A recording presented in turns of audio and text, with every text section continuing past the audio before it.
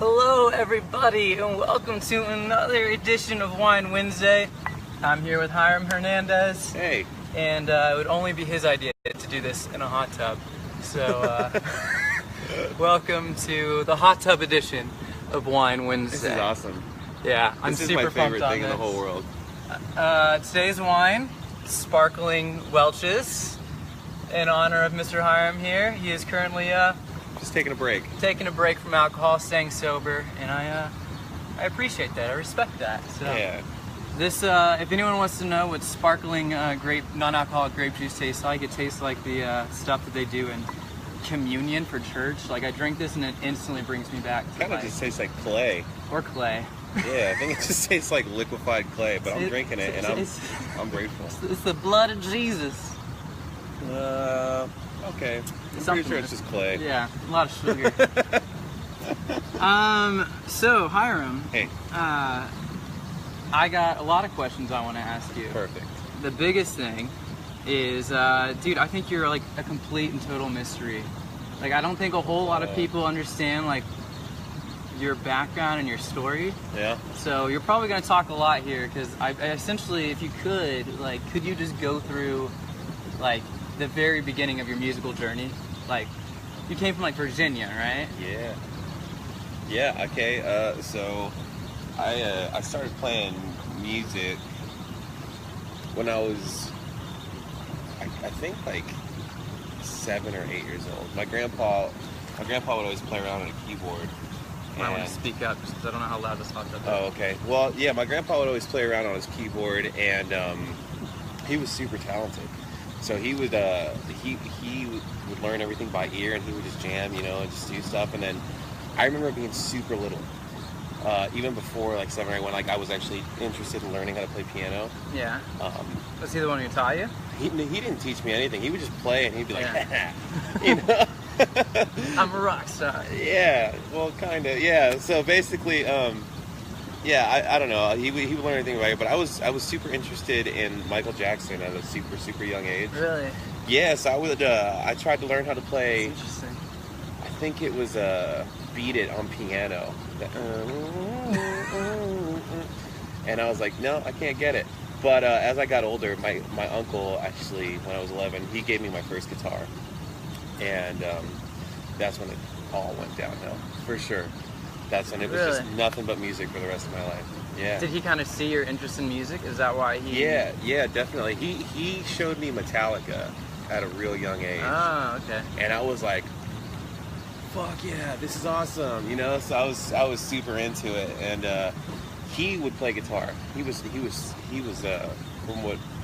from being a little kid to watching your uncle play, he was like the best thing in the whole world, right? Yeah. So I remember specifically sitting down in his office, and I was like little, and he's not very big, but I just remember him playing his guitar and me seeing him play electric guitar for the first time. He looked like a giant, and I was just like, this is the coolest shit in the entire world. And I think he saw that I saw that, and he got me a guitar, and I started learning how to play Metallica songs and Leonard Skinner songs. Really? Yeah. Okay, so the next thing, one of the things I was going to say is you're very well known as being like one of the probably one of the best guitarists, personally, I've ever seen or ever worked with. Holy shit. And I think it's a pretty big reputation of yours that you are this god-tier guitarist. So did you have lessons through your uncle, or were you simply just learning Metallica and Skinner at a young age? Yeah, so basically I think the whole ear thing kind of transferred over to me. Yeah. Because I could just, I forgot that we were doing this for a second. Hey guys. But yeah, I would just I would start learning stuff by ear. And my uncle showed me like a few songs. Like he showed me how to play Sweet Home Alabama. Right. Yeah, he showed me how to play that, and I remember it took me a second, but when I got it, it was like the most euphoric, like rewarding feeling. So he taught me how to do that, and he taught me to play Metallica Sanitarium, which is just like 2 notes, 2 harmonics on the 12th fret, and I was like, I'm the best guitar player in the whole world. And I was 11. But yeah, I just started learning how to play by ear. I didn't take any lessons or anything. Really? Yeah. I was very similar. I did like tabs and things like that. Yeah, I used to do tabs too, man. But you come to find out that like most of them were wrong. You know, because like Were you I a was, perfectionist? Did you have to do it note for note? well, I was just listening to stuff by ear, and I was like, man, this doesn't add up, you know? Yeah. So I couldn't take these tabs on, like, guitartab.com at face value. Yeah, that was like, I used to spend hours on that thing. Damn, you just brought me back. I used to spend so many hours on that thing, just trying to learn, like, Megadeth and Metallica. I just loved, like, 80s metal when I was a kid. I think, I learned Jimi Hendrix at a very young age, and I think that is still, to this day, where most of my guitar, like, chops come from when I'm asked to solo or do leads. Those chromatic blues scale stuff. Right, I do a lot of major blues scales, which is all from, like, learning Hendrix and Skinner. I was really into Southern rock and things like that. Yeah. Growing up in the South. Hell yeah. And, and it's weird, because I feel like I almost, like, peaked as a guitar player. And at a certain point, I even just stopped and was like, I just care about writing songs. I don't even care about my guitar playing anymore. Damn. So. Yeah, that didn't happen to me, because I'm just like that now, too. Yeah.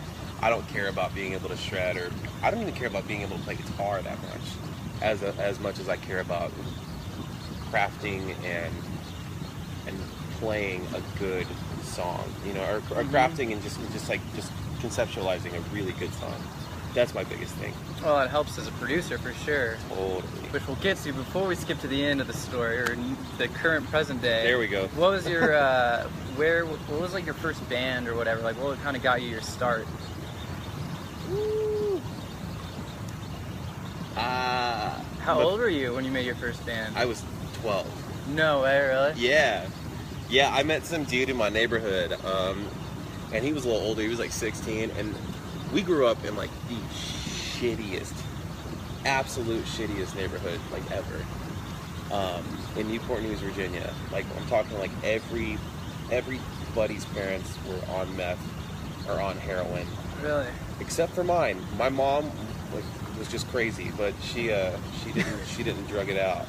But man, it was sad. His dad was really fucked up. I won't even say his name. Yeah. But it's fine. Yeah, but anyway, he was a little older than me. I think he was like, I was 12 and he was like 15. And we would jam, and he loved Nirvana. And so he loved Nirvana and Dying Fetus. It was the weirdest, like, it was like the Dying Fetus at the age of 15? Dude, I was loving Dying Fetus when I was like 12 and 13. I was like so into it. You were exposed young. But it scared the shit out of me at the same time. I think that's why I liked it so much. I remember hearing Job for a Cowboy at the age of 15 or 16. Yeah, and being like, what is this? I just thought it was hilarious. It scared the shit out. Like, it legitimately, like, I turned it off thinking, like, really? Satan himself was about to pop out of the speakers. Jesus. No, I just thought it was so funny because of that stupid scream and Entombment from Machine. He did that too. What's his face? That was actually a guy screaming. I always thought it was a sample from SpongeBob, but I think they did sample No. That might be Suicide Silence. They used to sample Family Guy. Family Guy. That was hilarious to me. Every song. Shout out to Alex, by the way. I don't know if you'll ever see this, but I love you, bro. But yeah, my first band was called Asylum. That's badass, though. Asylum. I like it. Asylum. And we played songs that I couldn't even remember right now. Yeah. Well, that's so young, dude. 12. I was still barely playing guitar at that. I think I started at 12 or 13. Something like that. Asylum, or I'm not even sure if that's the same name. Either way, it was really bad. And, don't look it up. You can't look it up because it doesn't exist in everyone else's life. It's not in the background of MySpace somewhere? It didn't go RIAA certified gold. So, sorry, dudes. But yeah, that was that. And then I started another one called, let's just call it Stupid Band, because I don't remember, right? Stupid Band? But my first show ever, I was 13, and I played at a high school talent show. And man, that was scary. I used to have really, really bad social anxiety. So I missed a whole bunch of days of school and stuff because I was scared to leave my house. Really? Yeah, I was like terrified to leave my house. And I would get like sick and I'd start throwing up. And I got taken to the doctors and they were like, yeah, there's nothing wrong with you, man. It's all in your head. So I was like, oh. My mom told me it was psychosomatic stomach problems. And I was like, I don't know what that means. I'm 13. So I just thought, you know. But yeah, I used to freak out. And then, so that was really scary for me to play my first show in front of all my friends that were in high school and I was still in 8th grade. But how did your social anxiety turn out after the show? Was it better? Terrible. Really? It didn't matter. It didn't matter back then. Like I would shit my pants like regardless. Like I used to get scared of like going out, like hanging out with like even my friends and going to their houses. I would just freak out. Really? Yeah, it was terrible. Which is so completely 180. It's not what I would expect from you at all. Yeah, it's crazy. You're Isn't very that crazy? outspoken, outgoing, outlandish.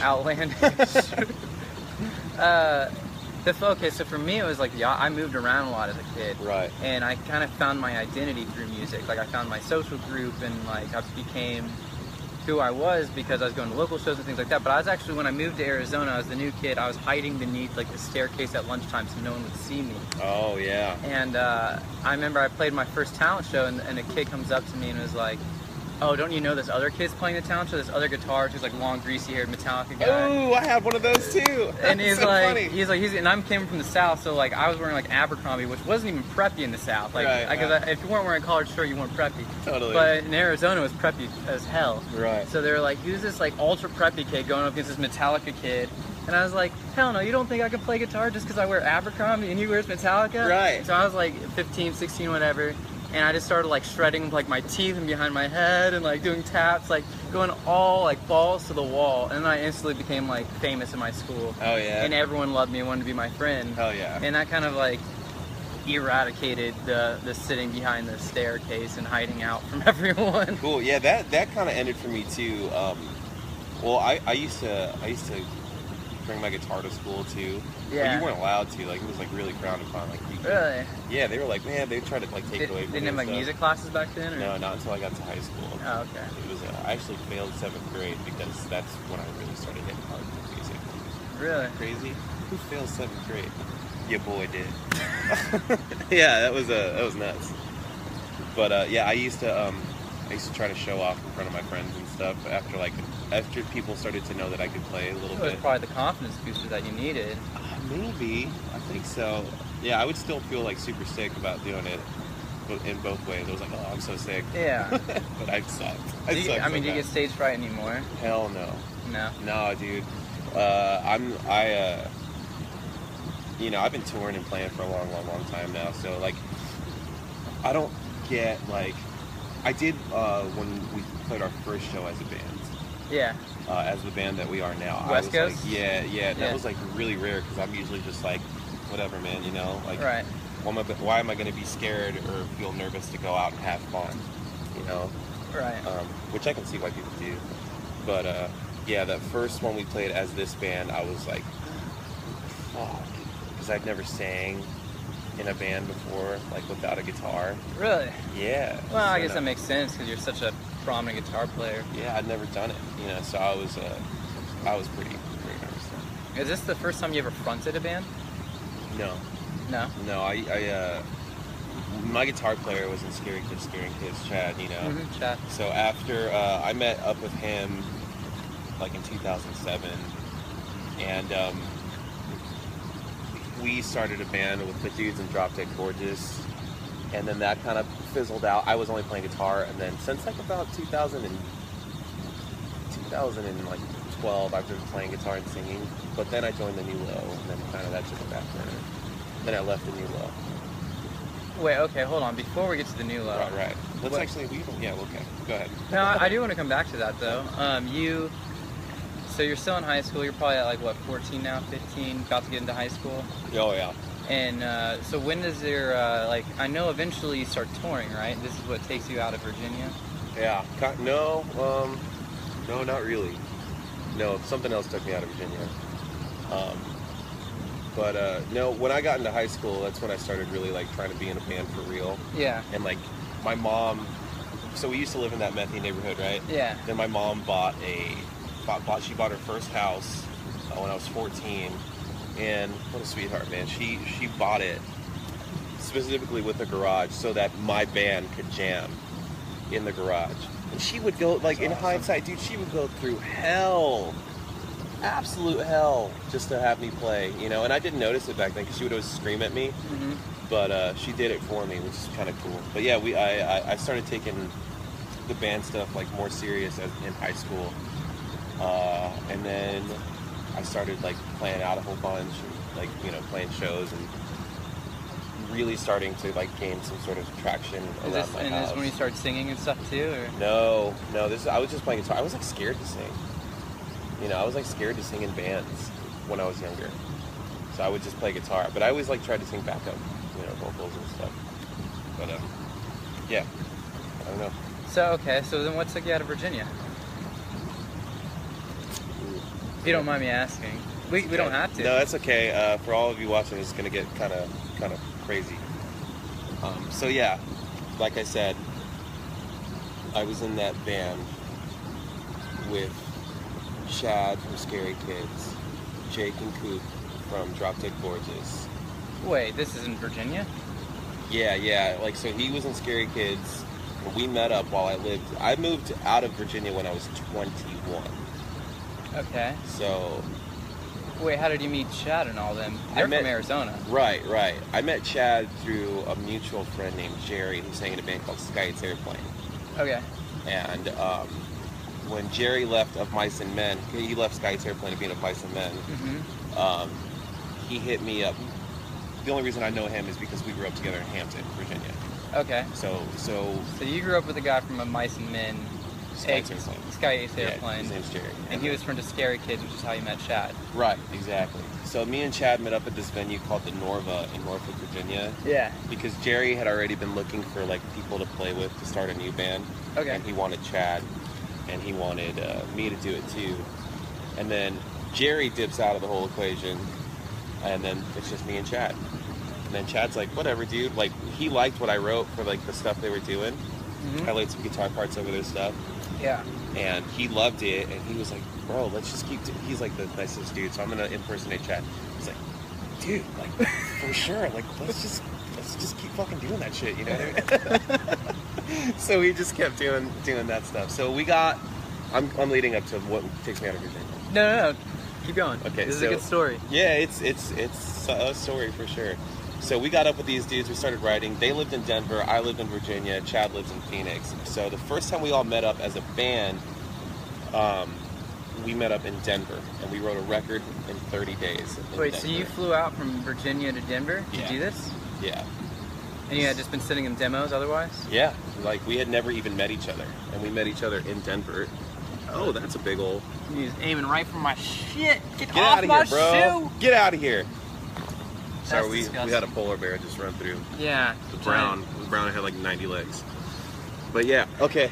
Thanks, dude. Sorry, that creeped me out. Oh, that's okay. So yeah. So you're in Denver now, recording with Chad. Chad. What band is this? I don't really want to divulge the name of it because it does exist. Oh, it still exists. It does. The music is out there. I just don't want to say. Okay, that's fine. It rules, though. I'll tell you that much. Wait, is it still an existing band? No. Okay. But it's out there. Then why wouldn't you say? I'll just let people find it. I'll let people figure it out. This is why you're a mystery, Hiram. That's fine. People can figure it out if they want to figure it out. But Chad's gonna get a bunch of DMs now. Probably. But yeah. So anyway, we did that. We found a singer we tried out a bunch of singers. Yeah. Cole from Seosin was gonna do something with us. Oh fuck, man. We had dude from That'd be awesome. What's that band called? In Aviate, if you remember them from back in the day. Yeah, I remember them. So we tried out a bunch of different people, and then we found this dude through our friends in Ice Up to Kill from Florida. His name is Paul. He's in a band called Cover Your Tracks now. Okay. And he started singing, and we were like, fuck. Paul, you shred, by the way. He was killing, dude. Yeah. And so here's the thing. We become super tight, right? Yeah. We go to Denver to do some stuff. We go to Phoenix to record some stuff. And then we get a phone call from John Feldman. And John Feldman's like... I did not know you worked with John Feldman. John Feldman's like, dude, this is sick. And we're like, thanks. Fuck. Yeah. You know? Like, we're like, holy shit. Thank you, dude. So we go out to John Feldman's house and we go have a meeting, right? That was one of the coolest days of my entire life. Jeez. Did you see his studio and everything, too? Yeah, it was while he was building it. The new one in his house. Wild. Yeah, so we got in there and we played for him for a little bit, and he was like, this is sick. Let's get to work ASAP. And all of a sudden, the band breaks up.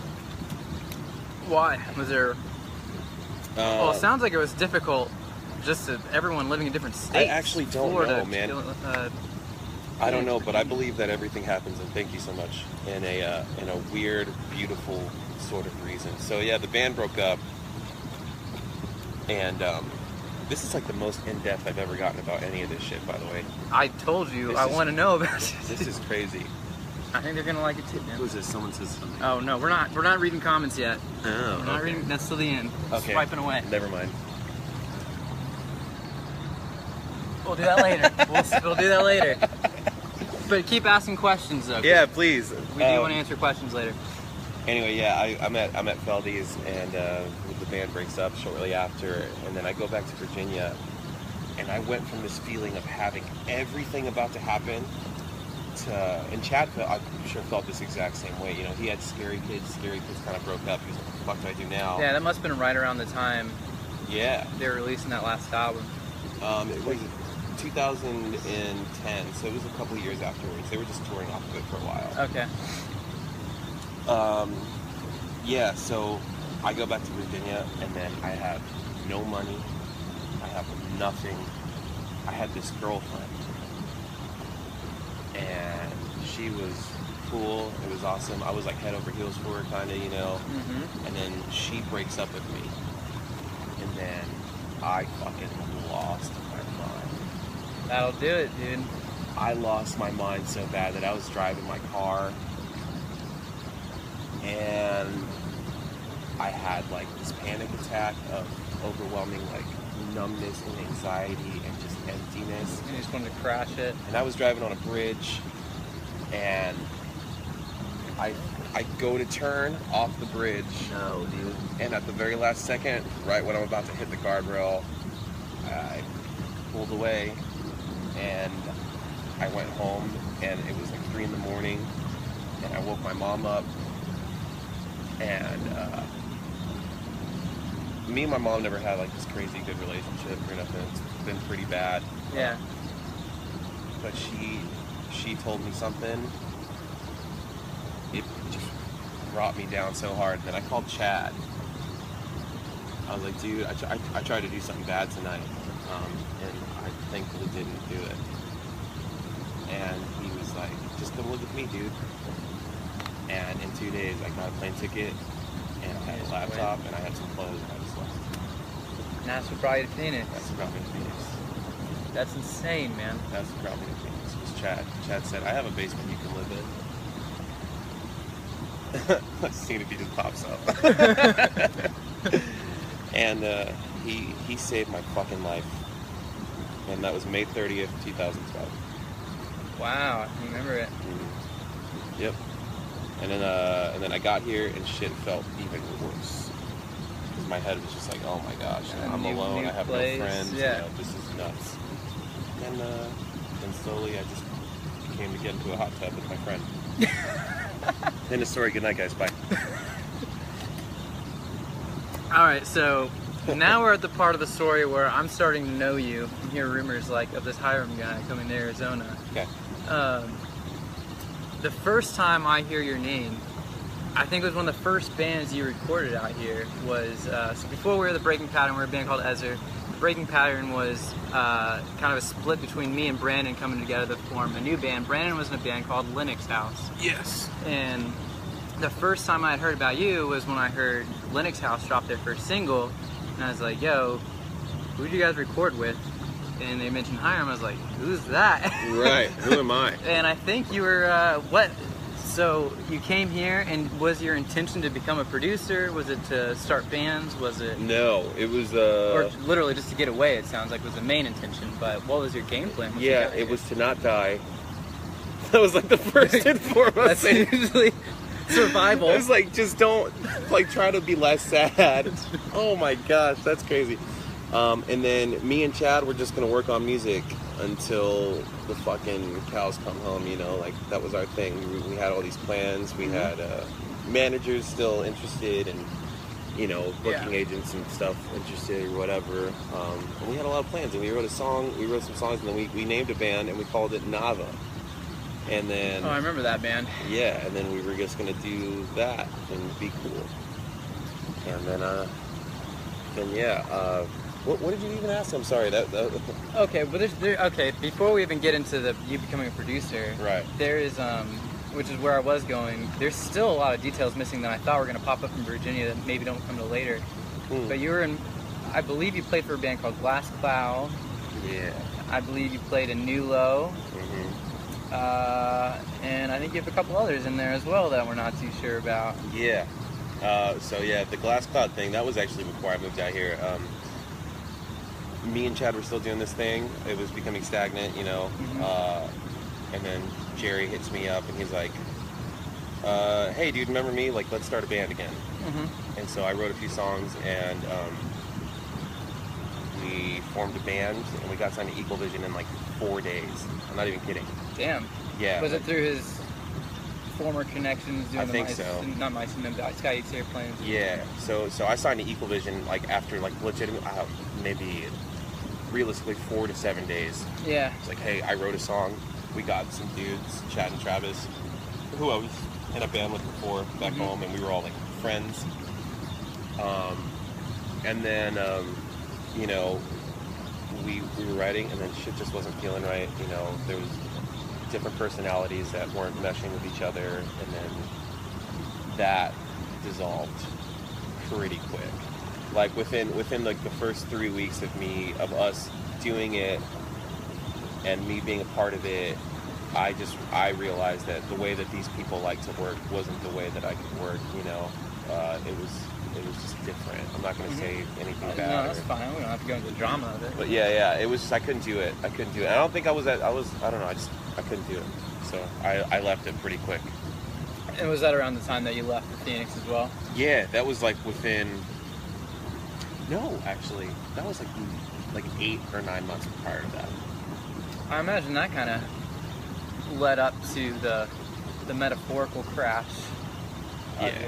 Too. You know, being signed to Equal Vision, having this girlfriend, all this is on high, and then kind of losing it all tends to.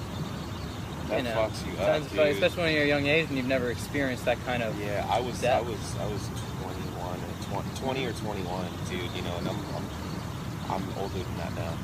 It helps being a little bit older. I am For older. anyone young out there, I am older than that now. You will hit a dip around that age time. Mine came around, I think, around the age of 19 or 20. Yeah. But you know what?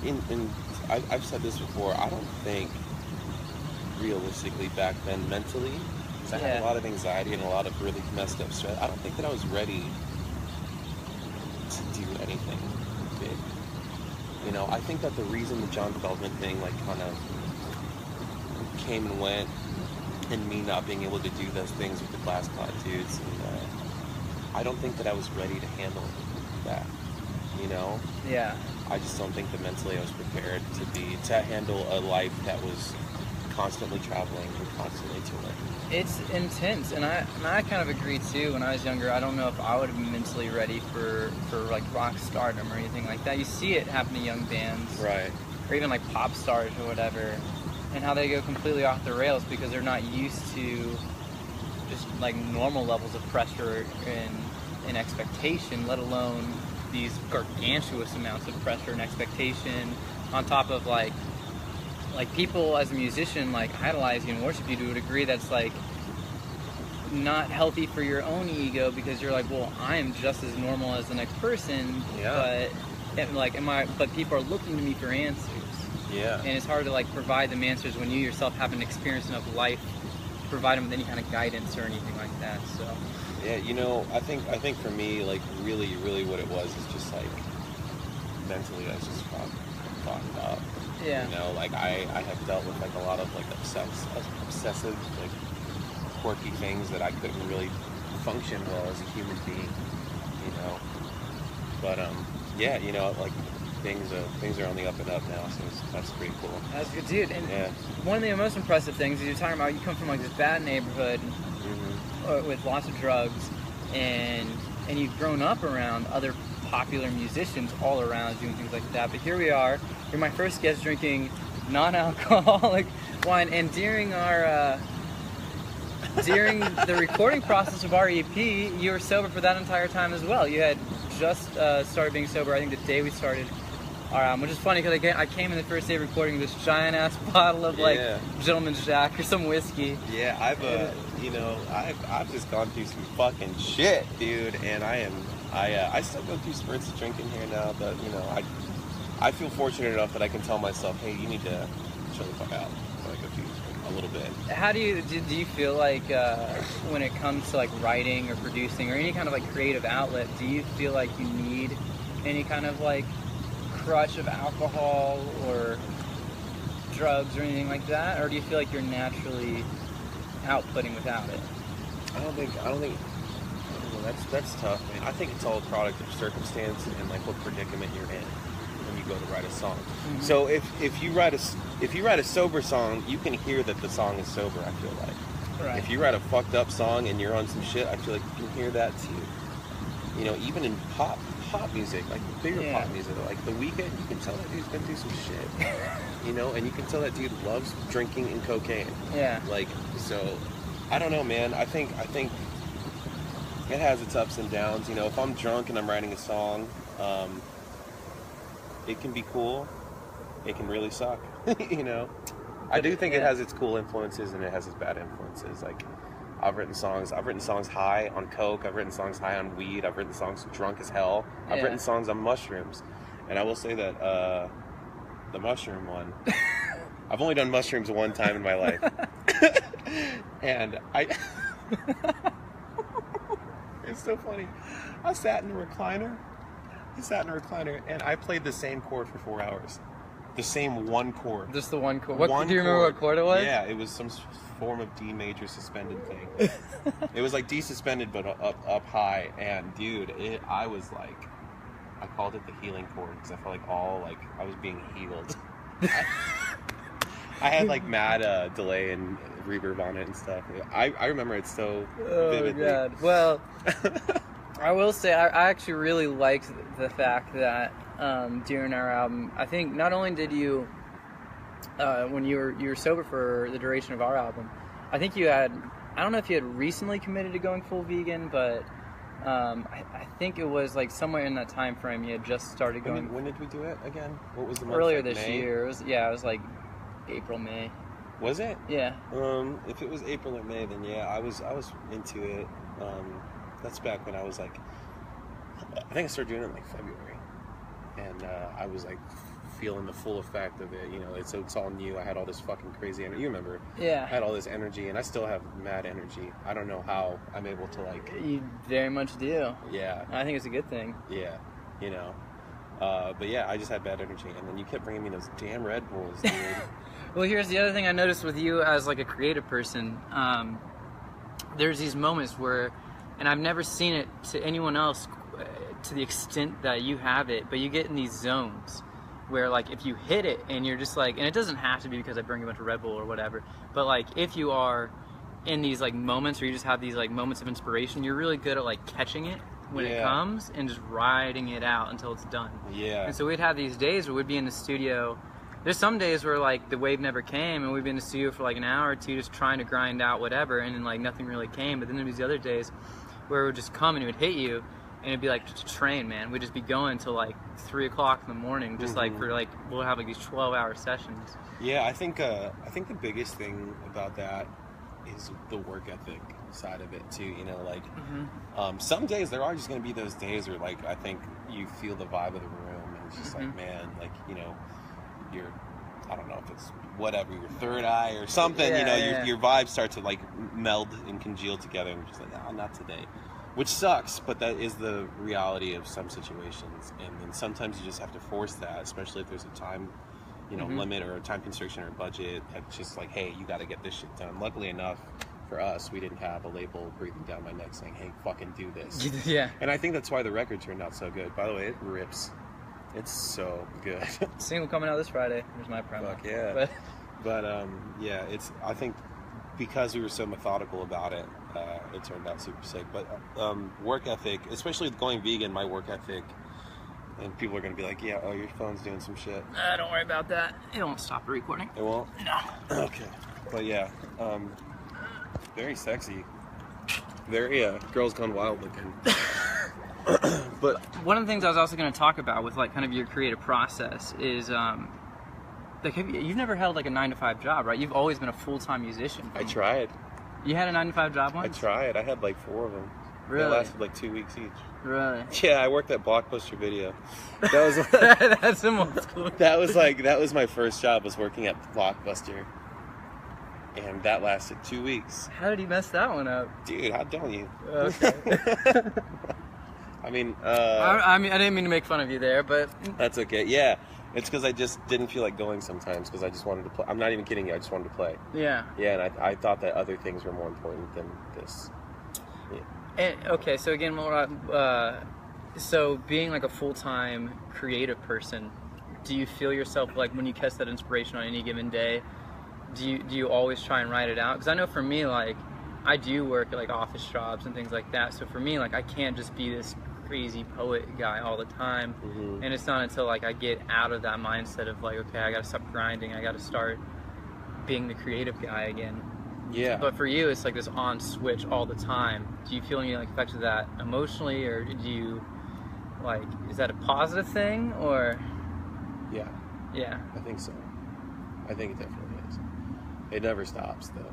Yeah. Like it never, ever, ever, ever stops. Like, dude, I've written. Even if I did have like a 9-to-5, which I won't. I won't. But even if I did, you know, I don't think it would ever stop coming to me like that. And I think I would have to do something about it regardless. Like, even if I just had my phone out. Yeah. You know, I would just be like, hey, because I do that shit all the time. Yeah. Like, seldom times throughout almost every day. And or like if I'm like see an acoustic and I just think of chord shapes. Yeah. I'll just do it. You know, and that's I don't know. It always has to happen. It's always there. And then another thing I wanted to touch on, kind of talking about like that mental space that seeing how I feel like you're just someone who's always in a really good creative mental space. One of the things that you did, I think it was today, you deleted, or you took a break and deleted all your social media apps from your phone. Mm-hmm. Was that in response to anything, or was that for your own creative good, or what was kind of the purpose behind that? That shooting really messed me up pretty damn good. The Las Vegas? Yeah.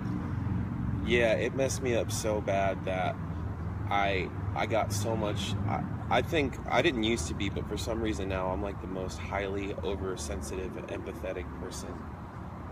And if I see someone going through something bad, or if I see unjust, you know, badness, or like, I don't know, if I see something bad going on and someone's feeling hurt, man, it just kills me.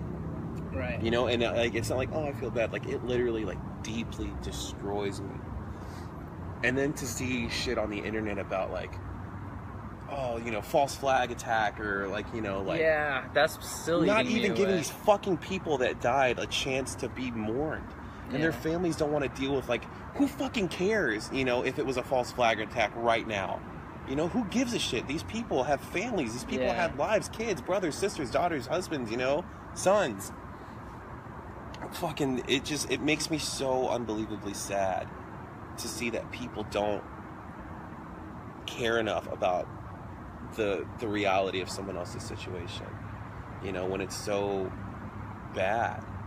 And it didn't have to happen. It's not. I could understand if, like, oh yeah, you know, like, Susie was 110, man. She gave it what she did. Like when Hugh Hefner died, I was like, oh, that makes sense. Yeah. You know, that dude lived way longer than probably anyone could have ever thought. And I smiled for him. I was like, yeah, you know, pretty good. I wasn't too hurt by it either. Right, but you know, but the thing is that when you have people that's lives get taken for absolutely no reason, people that are out there, especially doing what we do and playing music and enjoying a music festival.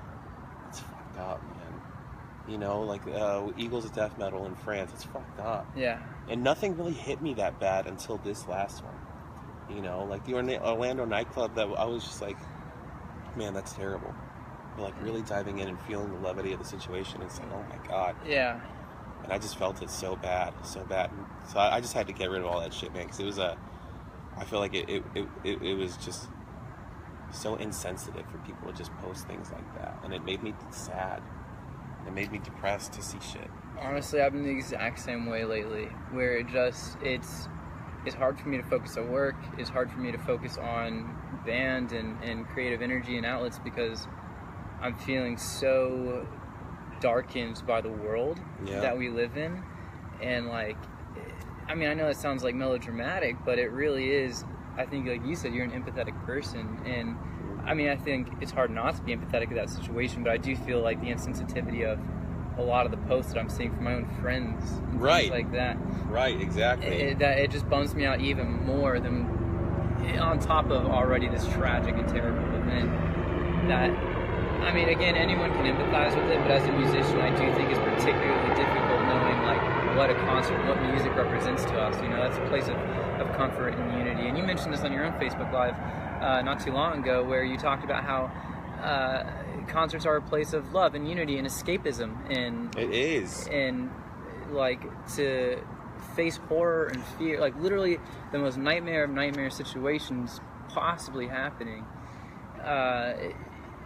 It's just such a paradox to what it should have been. And it really does. Even though you and I are like, I feel like, you know, we're older now and we've seen tragedies. This one, again, is just, I mean, we both were alive for 9/11. And this, to me, it's not quite as world-changing as 9/11 was, but it's think you still have enough very perspective similar. to understand how bad that shit really is. Yeah. You know, as long as your comfortable blanket of people is around you, everything outside of that kind of doesn't really matter to a lot of people.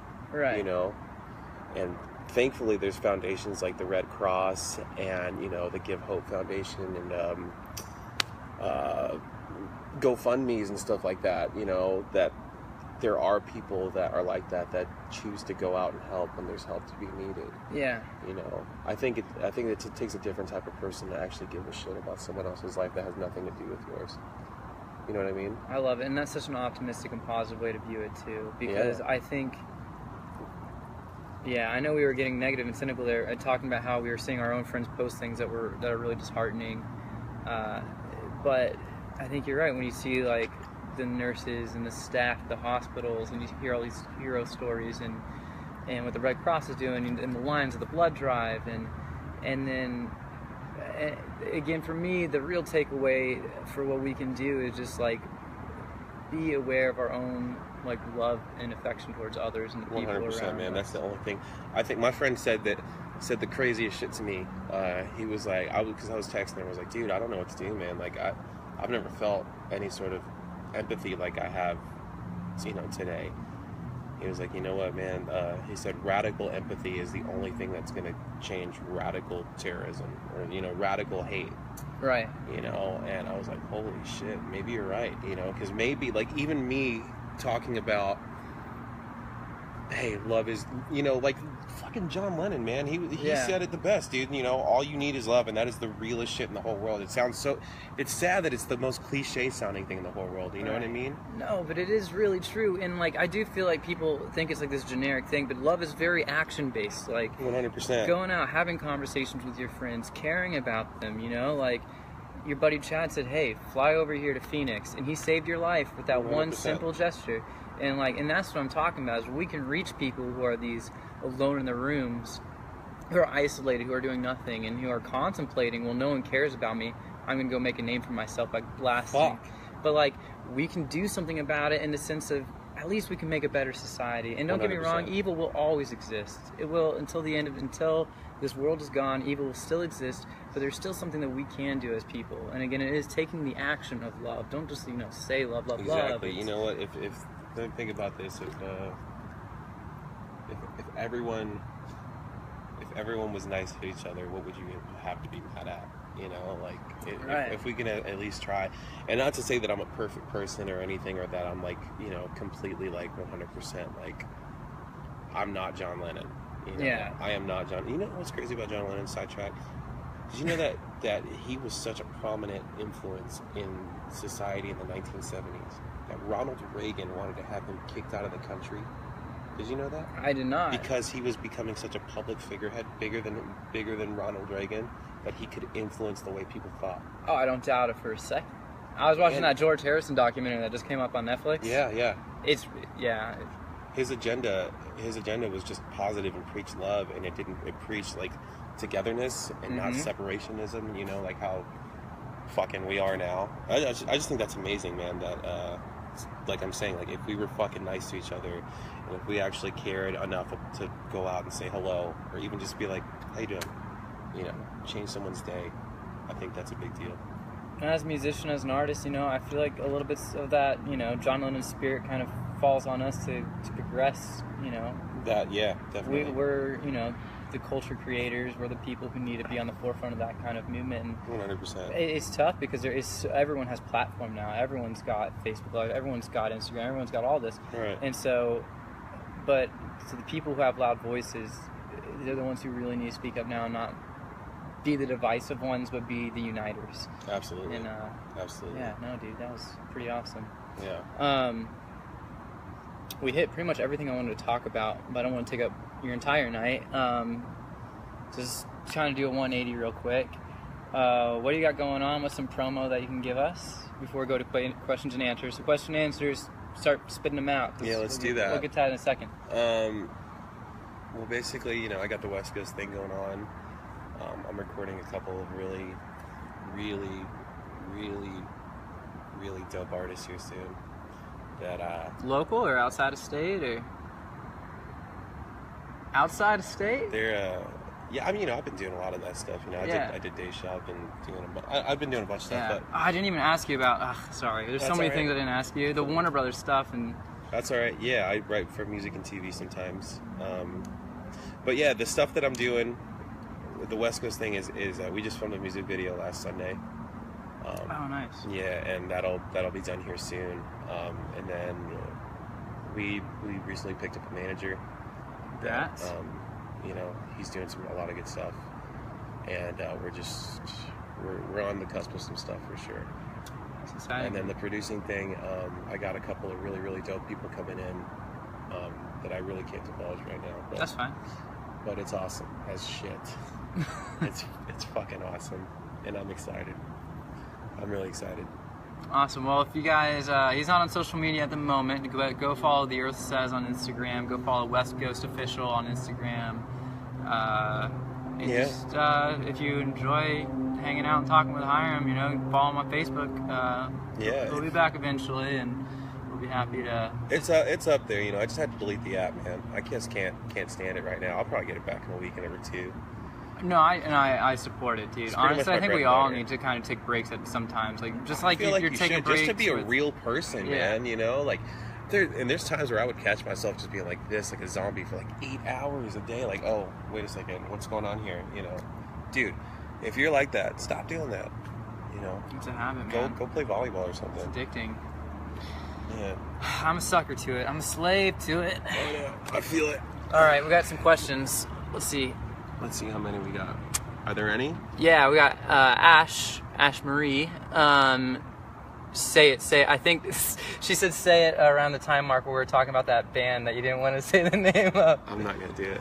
So I'm gonna say it. You gotta. I'm telling you, it's mysterious, man. You really gotta dig deep for Hiram. And look, Harry. Love the concept. Very cool. Thank you for tuning in. Thanks. I hope you like my hot tub. Yeah, I wish I could do this every day. I might just hang out with Hiram every Wednesday now. Lance Pettis says, I want to drink with you two again. All right, man. Come on over. Oh, we did have a little drink, huh? Yeah. I'll come crash the studio one of these nights. Anyone else? Is that it? No questions? That's all right. Do you have any more? I'm down. I just like being outside. No, man. I mean, we hit most of the major points. I felt bad. Like I said, I want to talk about some of the ghostwriting things, and we'll do a part two. We'll do a part two. All right. Part two. Cheers. Happy Wine Wednesday. Alrighty. If you guys do have any other questions, if you're watching later in the week, you can just ask. Isaac says he likes the hot tub. It is a pretty dope hot tub. Thank you. What else is there? Yeah, come on, hang out in the studio, man.